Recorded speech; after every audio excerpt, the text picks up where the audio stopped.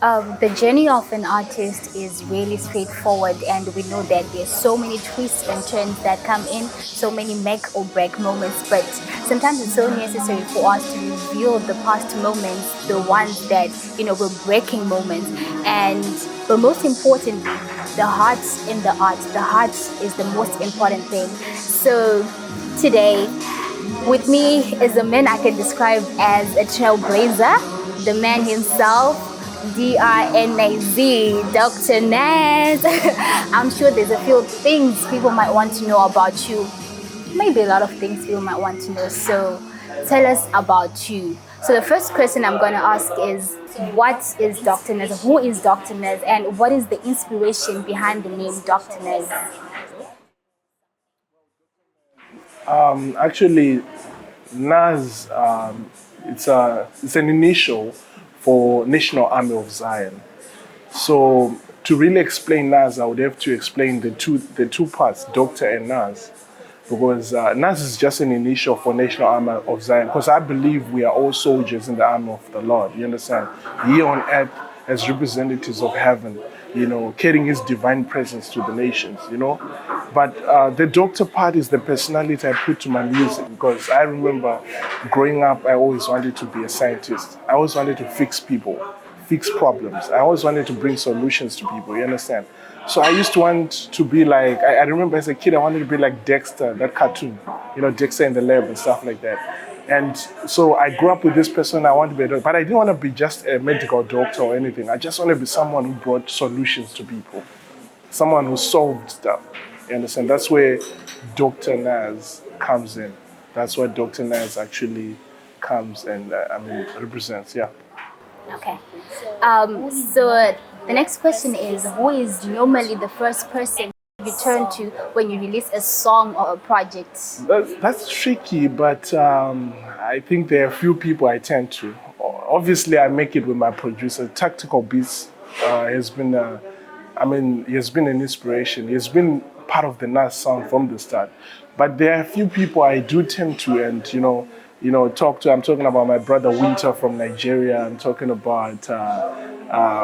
If I don't mention you, please forgive me. But there are a lot of people I tend to. I think that I have a contact list of about for just reviewing my music and checking out before I release it. I have a few people I tend to, but please forgive me if I didn't mention you. But yeah, there are people I tend And to. Yeah. thirdly, thing is, of course, you might face disappointments in your journey. So the question is, how do you deal with delays and how do you process disappointment?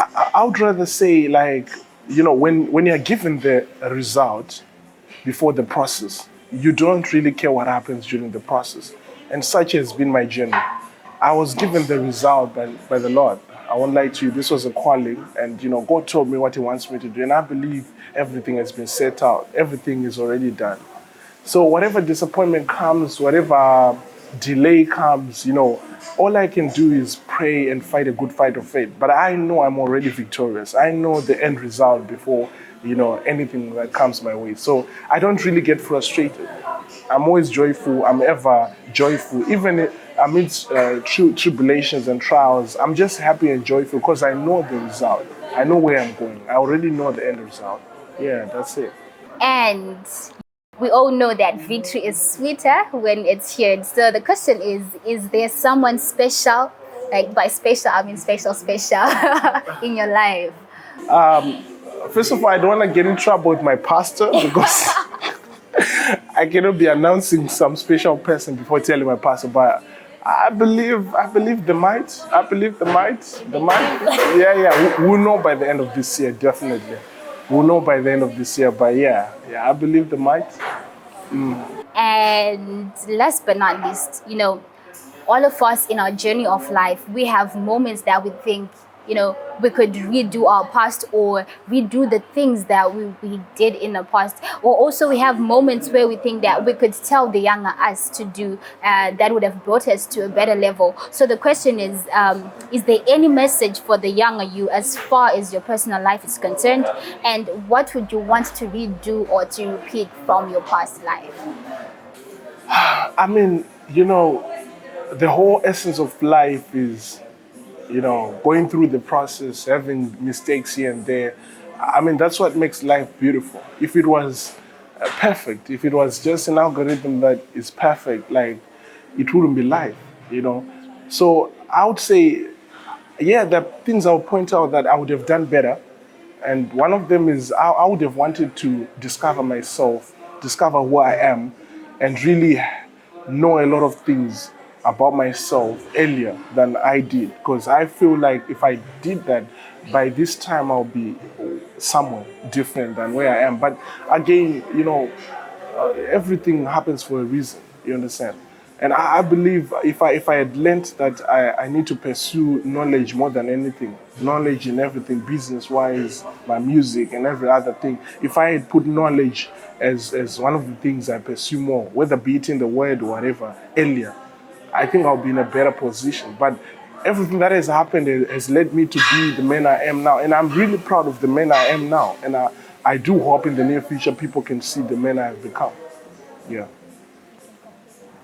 So, well, I think like people should just expect a lot coming up this year and the years that will follow, because NAZ is here and is here to stay, and I'm here to imprint my own sound, to imprint my own essence, to imprint the word of God in a lot of people's lives. So just anticipate, support. You understand? We're going somewhere, and thank you for the love. Bless up.